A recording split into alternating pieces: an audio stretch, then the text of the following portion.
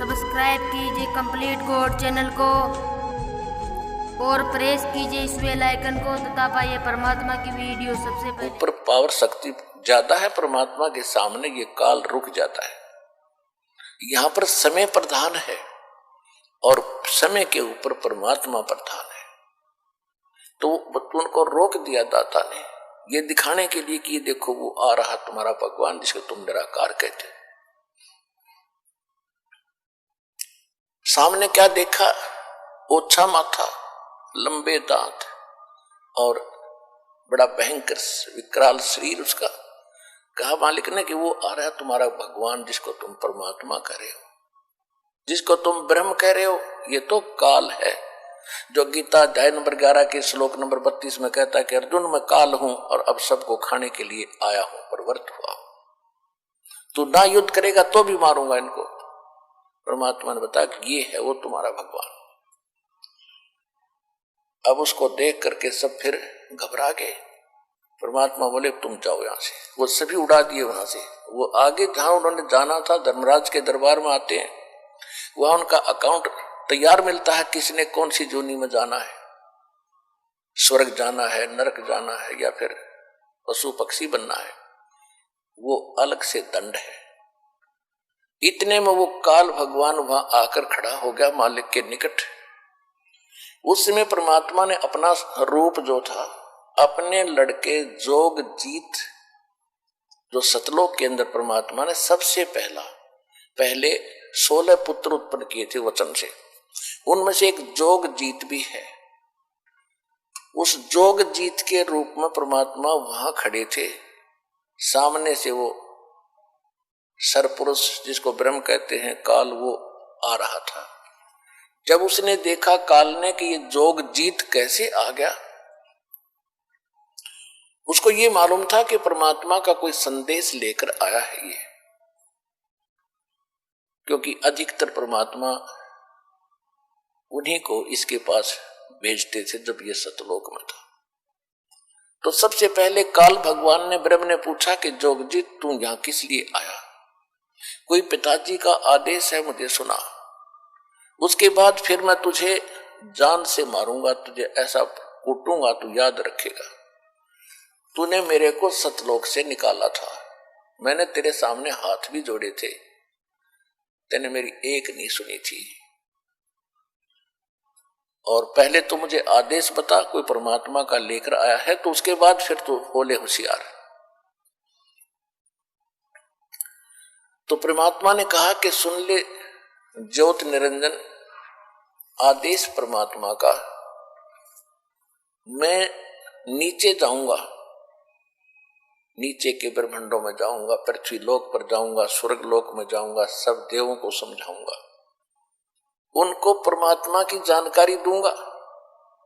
और आपने सबको मिसगाइड कर दिया, सबको गलत ज्ञान बता रखा है, गलत साधना करके कोई कुत्ता बना, कोई गधा बना, कोई सूअर बना है, किसी को कैंसर हुई है, हाहाकार मचा हुआ है, कोई जीव सुखी नहीं इस गंदे लोग।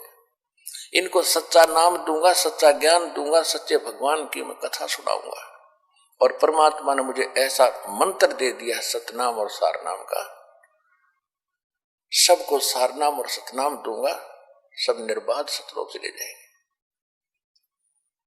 और तेरी पोल पाड़ूंगा, तू काल है, तू अपने आप में भगवान बन बैठा है यहां पर।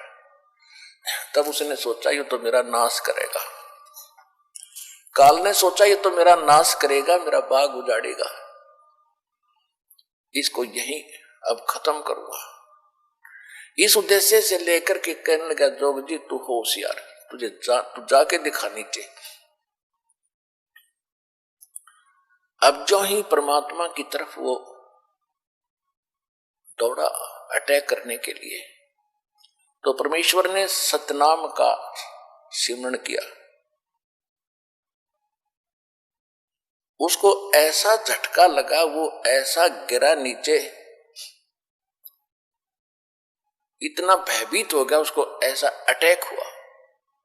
इसमें इतनी ताकत है इस सतनाम के मंत्र में। ये अध्यात्म पावर है और अध्यात्म पावर बहुत प्रबल होती है। इतना भयभीत हो गया कि वहां से कहते पाताल में जाके गिराइए। परमात्मा इसके साथ साथ गए। ये बहुत भयभीत हो गया, हाथ जोड़ने लग गया। परमेश्वर ने कहा कि ऊपर ही चलो ही, या कोई और सुनेगा हमारी बातों को, तो ऊपर चल। इसको फिर लाए, ऊपर ले गए और ऐसे गिरा पड़ा रहा नीचे जैसे पक्षी की पंख कट जाती हैं, उड़ नहीं सकता, तड़प रहा होता है। तब इसने पैर पकड़ दिए नीचे नीचे सरक के कबीर भगवान के, जब जोग जीत रूप में मालिक वहां खड़े थे। चरण पकड़ के रो रहा है कि तू मेरा बड़ा भाई, मैं तेरा छोटा भाई।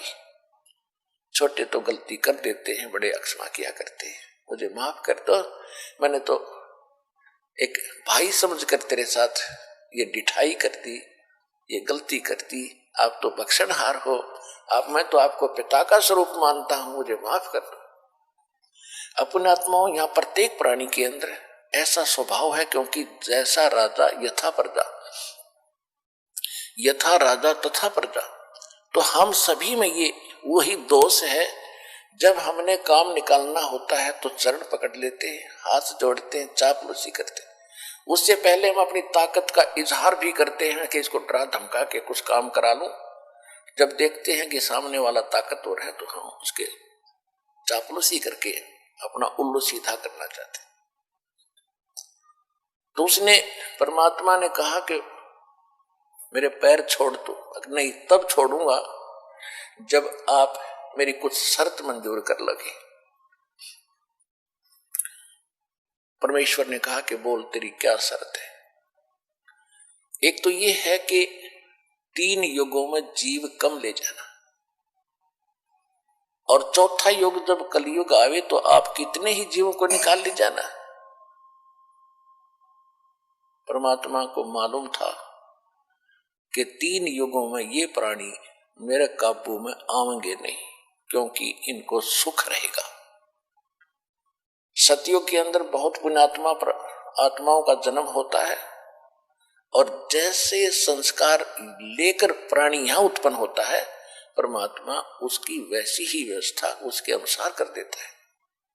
तो सतयुग में पुण्यकर्मी प्राणी होते हैं, सुंदर आब हवा होती है, लाखों वर्ष का जीवन होता है, बाप से पहले पुत्र नहीं मरता और पत्नी विधवा नहीं होती, इतना अच्छी व्यवस्था रहती है, लाखों वर्ष का जीवन होता है, तगड़े तगड़े शरीर, लंबे लंबे बड़े फलदार वृक्ष होते हैं, कोई चीज का भाव नहीं। जैसे आज हम मेहनत करते हैं गेहूं चने बनाने के लिए, इतने सब तो उगे रहते हैं, सब तो इतने रहते हैं, तोड़ दो, खा लो और रख लो, बाकी पड़े खड़े रहो, उन्हीं से झड़झड़ा कर फिर अगली बार फिर उग जाते हैं। इस तरह रहता है वहां पर।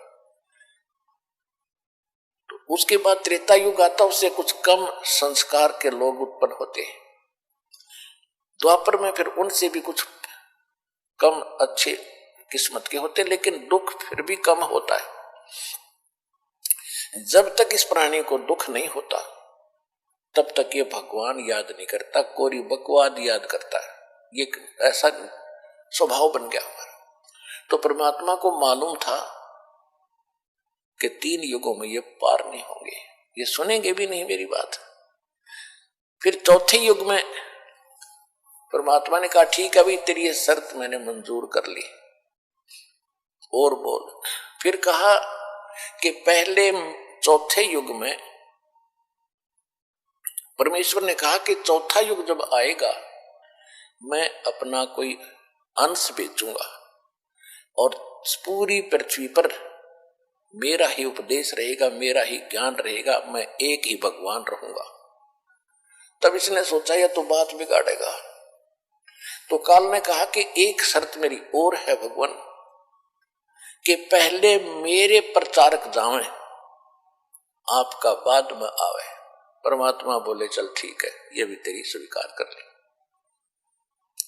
इसने इस प्रकार कई शर्त परमात्मा से रखी, दाता ने इसकी वो सब स्वीकार कर ली। फिर इसने लास्ट में ये कहा कि मुझे वो मंत्र बता दो जिससे तेरे हंस पार होंगे हाँ, फिर उसने ये दूसरा ये रखा था, तीसरी शर्त ये रखी थी कि आप जोर जबरदस्ती ना करना भगवान, नीचे जाओ तो जोर जबरदस्ती करके उनको दीक्षा ना देना, आप अपना ज्ञान देना, आपके ज्ञान को कोई स्वीकार करे तो वो आपका हो, आपके ज्ञान को स्वीकार ना करे वो मेरा हो। ये तो मालिक को पता था कि जब तक इनको ज्ञान ही नहीं होगा तो ये मेरे कैसे हो सकते। परमात्मा बोले भाई ठीक है। फिर इसने शर्त रखी जी, एक शर्त और है, क्या कि पहले मेरे प्रचारक जाएंगे, आपका फिर बाद में आवे कलयुग में। परमात्मा ने बोल सुना भाई ठीक है।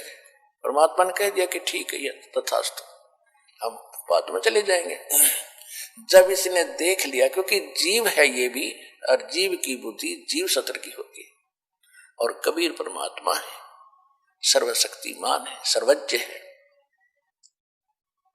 तब उसने क्या देखा कि अब ये क्या करेगा, चौथे युग में आएगा, कर लेंगे जो करना है। एकदम खड़ा हो गया, गर्द निकली, बच्चा सुखी, इस फार्मूले से खड़ा हो गया। तो तब कहा कि जाओ जोग जीत संसारा, जीव न माने कहा तुम्हारा। फिर कहते द्वादश पंथ करूं मैं साचा, और नाम तुम्हारा ले करूं अवाचा। उन द्वादश पंथ नाम जो ले ही, वो हमरे मुख आन समोही, और अनेक पंथ चलाऊं, या विद जीवा को भरमाऊं, देवल धाम और मंदिर पुजवाऊं, और ऐसी भक्ति दृढ़ करवाऊं, नकली भक्ति दृढ़ करवाऊं, और जाइयो जोग जीत संसारा, फिर जीव न माने कहा तुम्हारा। जीव तुम्हारा कहा न माने, हमरी ओढ़ हो बात बखाना। ऐसे अज्ञान से भर दूंगा, मंदिर मस्जिद गुरुद्वारे धाम इनकी पूजा पर दृढ़ कर दूंगा, और ये तीर्थ व्रत जब तक चतलाऊं, या विद जीवों को भरमाऊं। तीर्थों पर, व्रत के ऊपर, धाम मंदिर, देवल कहते मंदिर को, इनमें दृढ़ कर दूंगा इनकी बुद्धि को, और तेरी कोई नहीं सुनेंगे। जब तुम्हारा पीछे अंश जाएगा, उसकी कोई नहीं सुनेगा, और मेरे वकील बन करके तुम्हारे साथ विवाद, जाइयो जोग जीत संसारा, जीव न माने कहा तुम्हारा। परमात्मा को उसकी बुद्धि के सतर पर हंसी आ रही थी, और परमात्मा ने कहा ठीक है, कलयुग बीते 5500 पाचा, तब ये वचन मेरा होगा साचा। कलयुग बीत जावे जब एता, चौथा युग जब कलयुग आई, तब हम अपना अंश पठाई। घर घर देखो बोध विचारा, सतनाम सब ठोर उचारा। हाँ, फिर इसने एक शर्त और रखी थी कि हे परमात्मा, जो आप नाम दोगे ना, और जिससे वो पार होगा, वो सतनाम मुझे बता दो, ताकि जिसके पास वो सतनाम होगा मैं उसे दूर हो जाऊंगा। परमात्मा बोले मुझे इतना बिल्कुल नादान मत समझे, ऐसा मेरा बौड़ा मत समझे, मूर्ख, और जो तेने चतुरता की है इसका तुझे आगे पता लगेगा। परमात्मा ने कहा कि उस सतनाम को नहीं बताऊंगा तेरे को, तू तो जुल्म कर देगा, और उस सतनाम की यह शक्ति तूने देख ली है। जिसके पास, मेरे हंस के पास सतनाम होगा, तो निकट जाके दिखा दिए उसके, आप पे पता लग जा कि इसके पास वो सतनाम, तुझे बताने की जरूरत नहीं पड़ेगी। वह सतनाम ऐसा होगा जैसे मैंने सतनाम का सिमरण किया तो पताल में जाके गिरा था, और जिस हंस के पास ये सतनाम होगा उसकी ये हालत होगी, कुछ छेड़ के दिखा दियो मेरे बच्चे को। तो क्या कहा कि चौथा युग जब कलयुग आई, तब हम अपना अंश पठाई।